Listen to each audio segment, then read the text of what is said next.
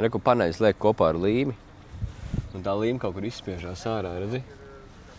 Nu, un ja ir uzlikt bišķiņu viņa pa daudz, tad viņa vairāk izspiežās.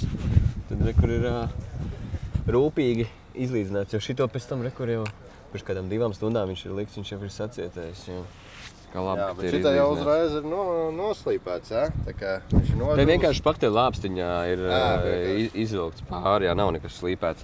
Bet, ja viņi būtu neprecīzi, tad varētu viņus mierīgi arī slīpēt, jā. Galvenais ar bloku līmi neko neizdarīt, jo bloku līmi neslīpējās, tas kaut kas ciets.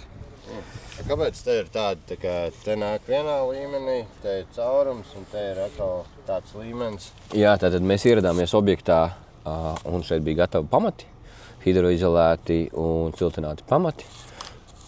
Mēs taisījām pirmo rindu uz mūrjavas nedaudz šaurākiem blokiem ar 300 platumu, lai mēs varētu nosiltināt šo te vietu, lai neveidojas augstuma tilts šeit. Tālūk, līdz ar to panelis ir silts, tas vairs nav jāsiltina. Sakat, šis bloks būs jānosiltina kopā ar pamatiem. Kā viņi siltinās?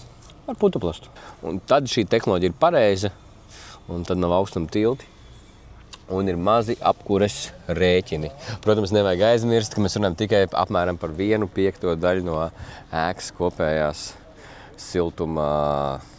siltumzudumiem.